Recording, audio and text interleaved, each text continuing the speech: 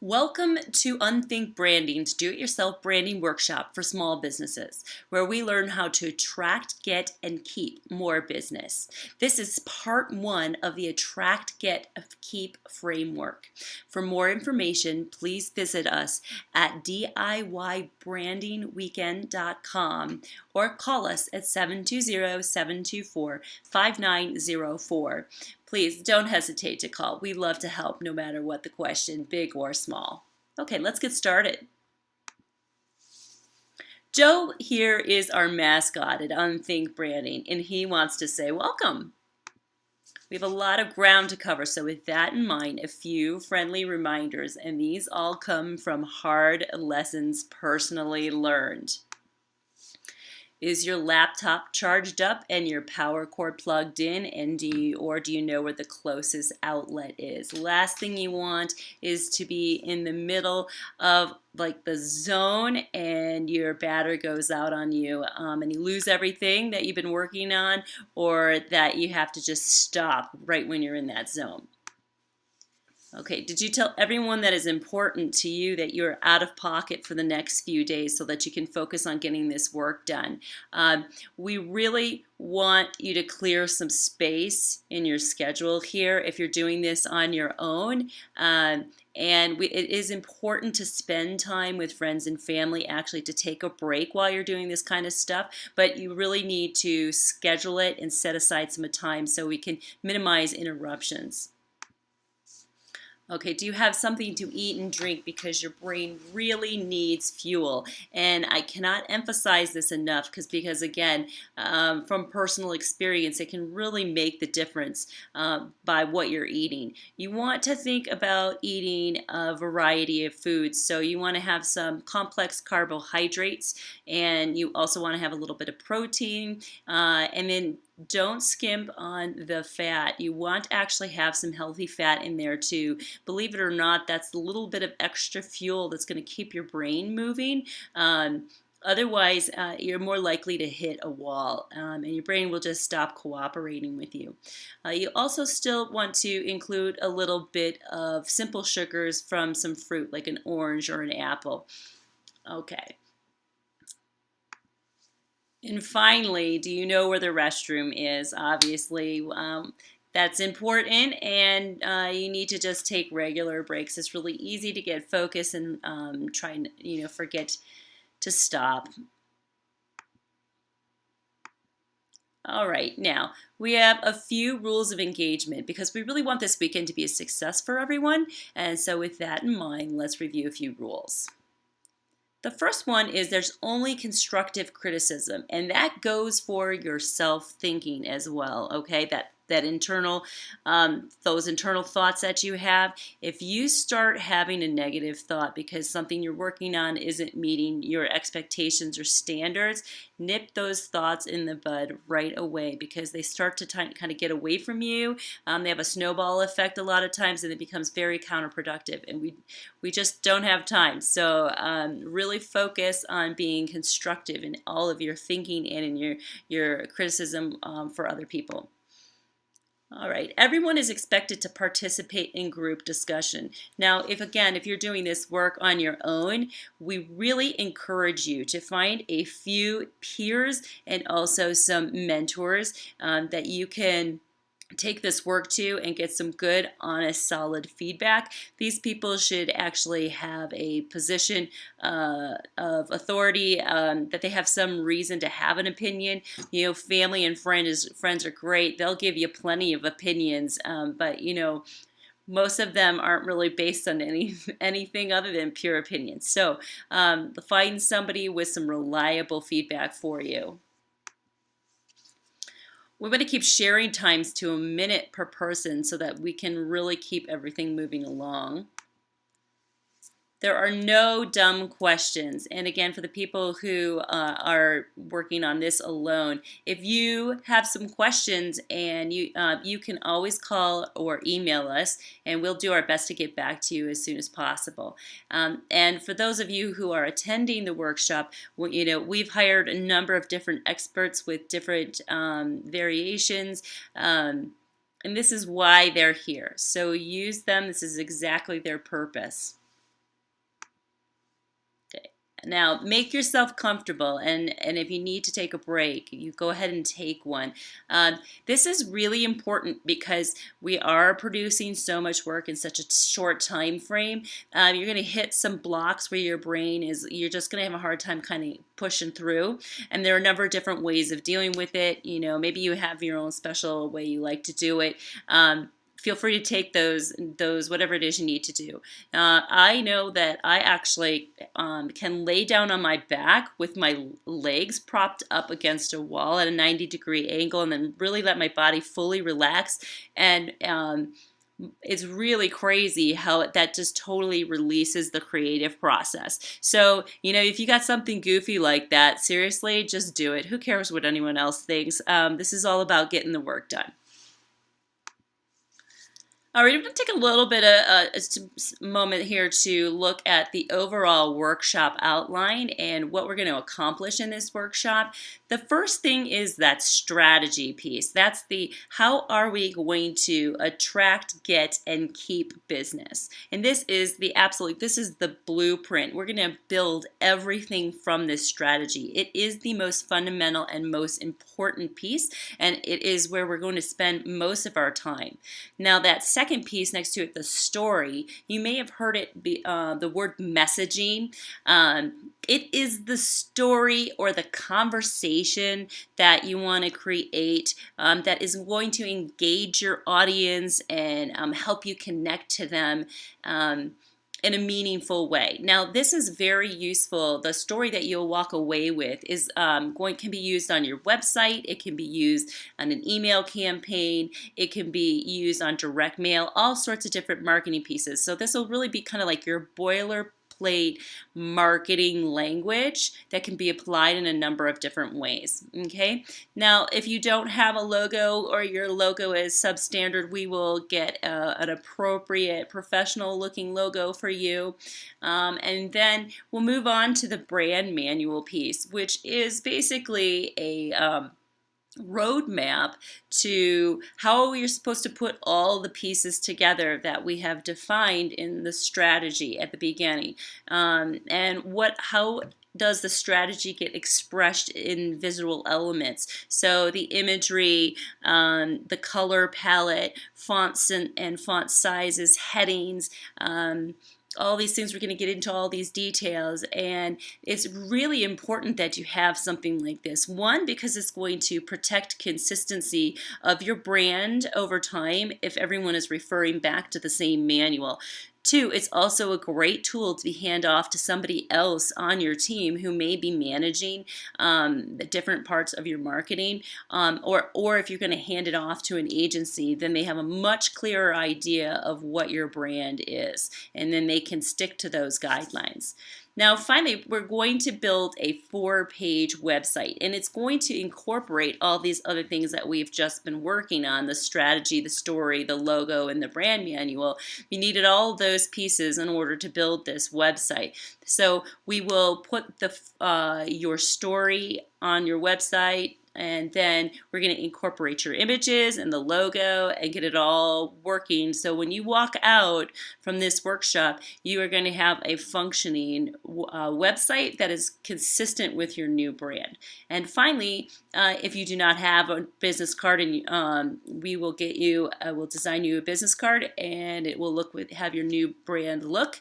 And we will have it uploaded to a printer, and it should be ready within just a few short days.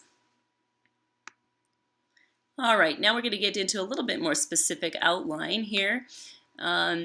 First, right now, we're going to talk about the intro. We need to understand what a brand strategy is, and there is a lot of confusion around that term, and so we've come up with this attract, get, keep framework, and we're going to diagram that and understand what it means. Okay, now the first part of that brand strategy framework is the attract stage, meet and greet, step 1. Now don't worry about details right now. We're going to drill down here momentarily. Get stage is step 2, and it's the engage stage. And that word engage is a double entendre on purpose, okay? So we want you, it's just a helpful way to remember what's the most important aspect of step 2. And then step 3 is the keep stage or promise. And that again is just a word to help you remember what happens at that step 3. And then finally, we have the build stage, which we referenced. We're going to build you a 4-page website, which will incorporate the entire brand that we've been working on the previous day. So the red, the blue, the green, and the orange, those will all be the first day. And then that last step, the build, that will take our second day. All right, now we have a key concept here we need to talk about. What is a brand strategy? Forget everything you know about branding and marketing. There's so much confusion around all those terminology, and let's come up with something that everybody can relate to. Okay, it is a plan to attract, get, and keep business. It's really that simple. Okay, 2, it's going to define your audience in as much detail as possible. And it's going to map out how your business is uniquely going to connect with your audience and generate a meaningful conversation that translates into business opportunities. And 4, it defines how you will maintain those relationships over time. Okay, so now we're going to get into some more detail here on these 3 different steps, the attract, get, and keep. And first we're going to look at attract. Now, we're thinking here in the context of a dating relationship. Let's assume you're a guy who's looking for that special someone, okay? You have to, 1, know yourself and have a vision for life. 2, you need to know what you're looking for. And 3, you need to know where to find your type. So let's look here at a hypothetical Friday night, 5 20-somethings. There's 2 guys and 3 girls. And we have Nick, who is a successful salesman. He's street smart and he's motivated. You have Katie, who's playful and adventurous and laid back. You have Mark, who's outdoorsy and goofy and smart. You've got Jen, who's focused, a risk taker and a strategic thinker. And then you've got Teresa, who likes to party, party, party. Now, both guys in this group like the same kind of girl, okay? So at the beginning of the evening, the playing field is completely level, and may the best man win. Now, let's look at what they're looking for. Obviously, this is a little bit shallow, but it will kind of give you an idea, a framework to work with. They like the athletic type, the girls who are really physically active. They're happiest when they're doing something, sports. Okay, but they're comfortable enough to be a little goofy sometimes. They really love music, and they laugh easily. Now, if you're one of these guys and you're wanting to meet an athletic type gal, which of these places is going to be the best place, most likely you're going to meet somebody like that? Hopefully you said the climbing gym. Okay, so let's look at what happened. Both the guys decide to go to the climbing gym. Now, you've got Mark. Remember, he is the smart, outdoorsy, goofy guy. He shows up. He's already got all his climbing gear on, and he finds a small group of people, and he starts talking about a new climbing spot that he wants to try.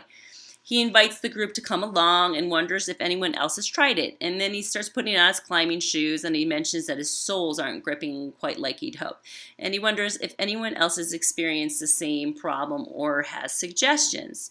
Now remember, this is the attract stage, and it's really kind of light small talk. Let's see Mark's small talk stats, okay? For eye contact, 90%.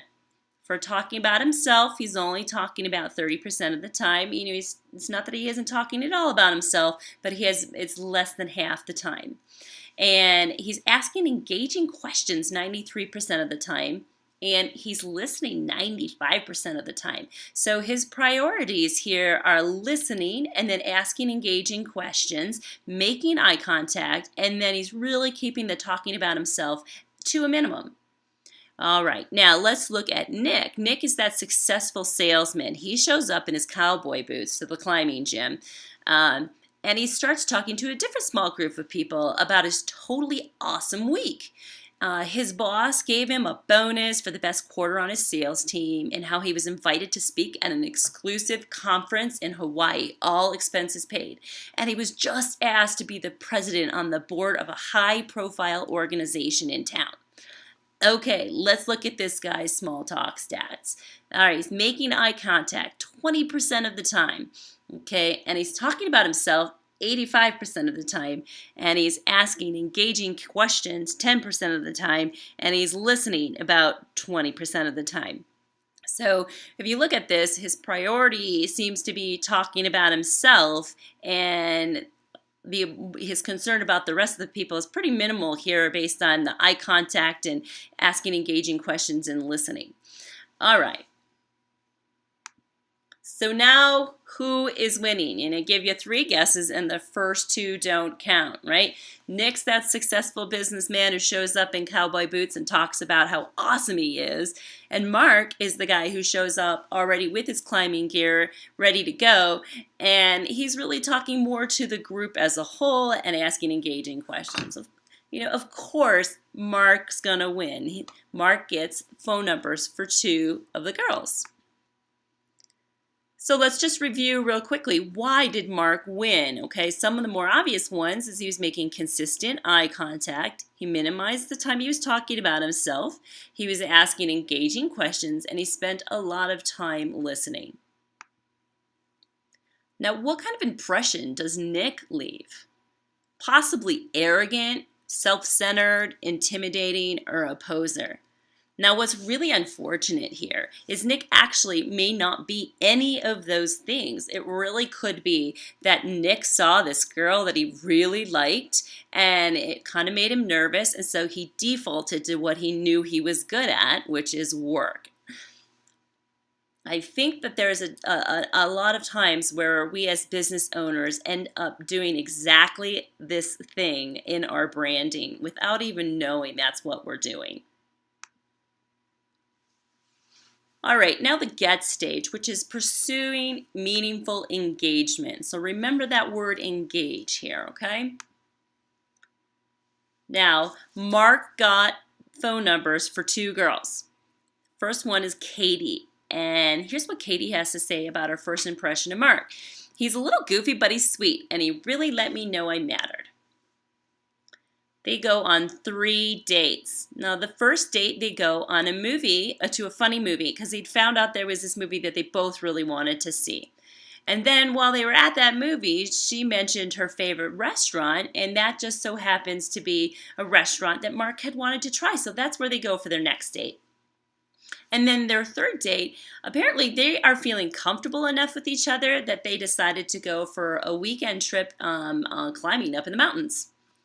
So just think about for a moment about what's working well here. What are some of the things that Mark did that really worked well? Okay, here's the phone number for the second girl, was Jen. Now remember, Jen is the girl who is focused, she's a risk taker, and she's a really strategic thinker. Here's what she has to say about Mark. Great climbing partner. He's very easy to be with. They go on 3 dates as well. They go to the climbing gym, the first date. Then the second date, they go to REI and check out gear. And then the third date, they go back to the climbing gym. Now, based on the picture, it doesn't look like this has gone so well. And what is the difference here? Why? Did Mark do something wrong? Is there something wrong with Jen? Well, probably not, because Mark had no problem finding a way to connect with Katie. But here, it seems that maybe there just isn't any connection between the 2 of them. Real connection requires engagement on multiple levels. So with Katie, Mark was able to enjoy time with her based on multiple different things, and then they also had a compatible temperament. Whereas with Jen, it really turns out he was a good climbing partner and nothing more. They just shared the interest of climbing, and that was it. So the last stage is the keep stage, where you stand by your promise, both implied and verbalized. Now, In a relationship, first you plant the relationship seed, then you water it, and if you think of watering as the consistency, imagine what would happen if Mark stopped laughing at her jokes and he rarely goes to the climbing gym with her anymore, and then he gets all wrapped up in work. Okay, either Katie's going to walk on him or the relationship is slowly going to die.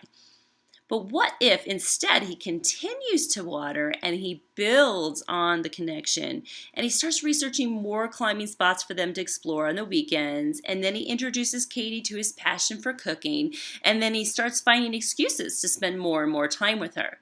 Well, that is more likely to turn into a fruitful relationship. So let's review. What were the 3 steps in our brand strategy framework? So what was step 1, step 2, and step 3? Just take a moment and see how much you can recall. Okay, so let's look here. There's the attract stage, meet and greet. Okay, knowing yourself and having a vision for your life you want. Okay, then you also need to know what qualities you are looking for, and then you need to know where to find your type. Step 2, it's the engage stage, get stage, and where you engage in meaningful connection with the other person. And then step 3 is the keep stage, a promise, where you stand by your promises, both implied and verbalized. So are you ready to learn more? You can attend a free seminar to learn how this applies in much greater detail to your business. We have them all around town. They're free lunch and learns. Visit us at DIYbrandingweekend.com to find out more details, or you can give us a call at 720-724-5904. Thanks for watching this video, and we trust you learned something valuable.